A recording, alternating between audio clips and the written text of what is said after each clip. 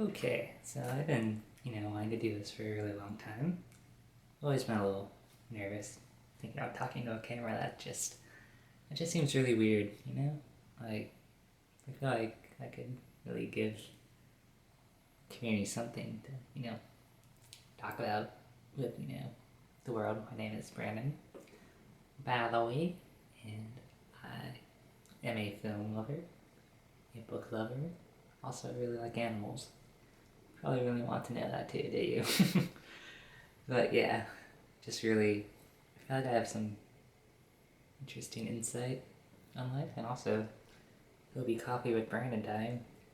Bet you like my mug. Coffee makes me poop. It really does. That's the problem I had living near a window.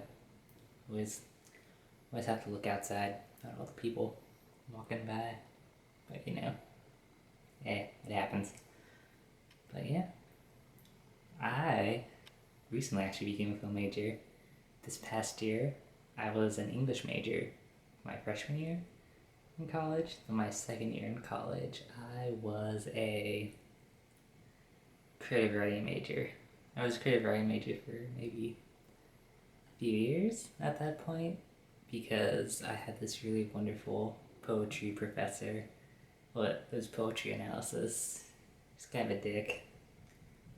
And my advisor's like, oh, well, you don't need to take his class, or to not take his class, you can become a liberal studies major. So I was a liberal studies major for a few years. After that, I really didn't like it very much. I felt like my advisor, the person who became my advisor, really didn't help me. He was very bland, very monotoned, and he just didn't seem like a very helpful human being. He was annoying. He didn't help me. He lied to me actually about when I was supposed to graduate. So there's that too. Sorry, needed some coffee. But I took a class called speech writing or speech intro to public speaking, where I did a speech on the movie The Exorcist and why I think it's one of the greatest movies ever made. And my teacher told me that when I talked about film, that I was very excited. And I was like glowing like a Christmas tree. That's her exact words. She told me months after, because we keep in touch and we're homie G's. But yeah, she told me to become a film major. That the rest of my life I'd be very happy doing what I love, which was making film. And I remember when she told me, I was like, I looked into it. And I was like, you know what? I really love film. I always loved it since I was 14, and it was just with the start of watching at my best friend Ryan's house, Silence of the Lambs, which made me see movies differently. I was like, wow, it was actually the first time I thought, wow, this is the greatest movie I've ever seen. At that point, before, it was always, with my family, watching their movies that they really like, The Parent Trap, nothing really too special. But seeing Silence of the Lambs, that was the most special thing. I kind of wanting to watch, different movies, and I always loved those different movies. The funny thing is I'm not too big on horror. I get really scared easily. I watched Saw over a year ago with this girl I was dating at the time, and I was at the hospital with her, so that's where we watched it. And I remember just being horrified. I was paranoid for 2 weeks out of my life because I was just thinking something would happen. I kept looking in my closet because I was really nervous and scared. That was the kind of thing you don't want to happen. But I stay away from Saw or any of those kind of movies because they're disgusting. I think there's better horror movies to watch, like The Exorcist or The Omen or The Shining, which is maybe one of my favorite horror movies. And Rosemary's Baby. Funny thing is, I learned that I'm pretty sure, I don't know if they actually did studies on this, but in Rosemary's Baby with Mia Farrow, she has her hair up in pigtails at one point, and she's very childish. I remember hearing her voice the second time I watched it. I was like, she sounds like, very childish, and her hair's in these pigtails, and she's wearing these like really like low cut dresses that make her seem like she's a child, and it's very creepy. That's how you knew she was a naive person, is how she dressed, and that she was like very childish, which is pretty cool actually to think. And that's I guess I learned that from taking film criticism. But my freshman year in college, when I was still an English major, I took the introductory English writing course, which was, I don't remember what it was called, but it was English. Oh yeah, and it, we had to watch a movie, and we had to like analyze it. We had to like write a paper, and my teacher gave us like a list of all these movies, like different categories. One was like romantic comedy, animation, and suspense. And all the suspense movies were like Alfred Hitchcock classics, like Rear Window. There was Rebecca and Psycho. I went with Rebecca mainly because when I went to the DVD shop, it was only $6 compared to Psycho, which was $14.99. This was at FYE, so it was expensive. But I have since actually gained Psycho from Walmart, which was like $7 on DVD. So like, hey, steal, best movie. But I did my paper on Rebecca, and that was the first Alfred Hitchcock black and white movie I ever saw. And because I was really interested, I was like, I've never seen an Alfred Hitchcock movie. And so after that, I decided I was really intrigued by it.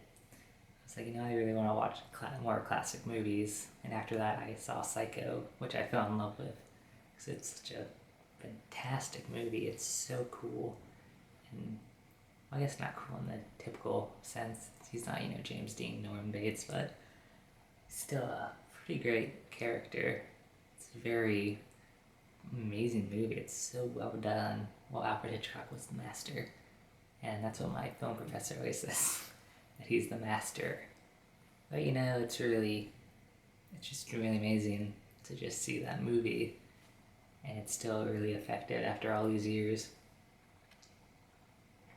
Then I also watched The Graduate with Dustin Hoffman by Mike Nichols. I really liked The Graduate. It was very poignant. Just it was funny but very tragic at the same time.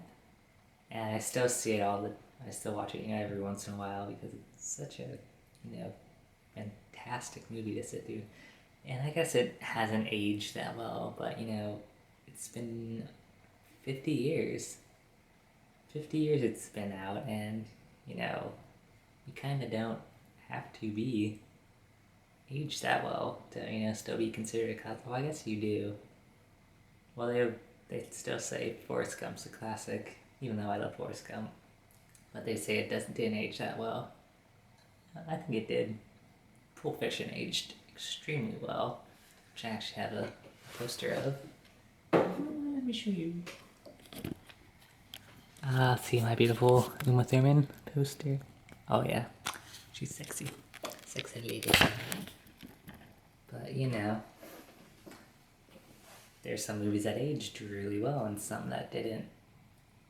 And, Pulp Fiction did really well with, aging. So did Bonnie and Clyde, which also came out the same year as The Graduate, which I think are still very important movies to watch. And since taking my first film criticism course, film appreciation, I watched, I think, half the movies I'd already seen, which was, we watched Psycho and Spirited Away and Lost in Translation and Harold and Maude, and then there were other movies I had never seen, and also watched Tangerine, which I saw. But the ones I didn't see when I went in were Girl Walks Home Alone at Night, which was the 2014 Iranian horror movie that was shot in LA, which I think is kind of funny.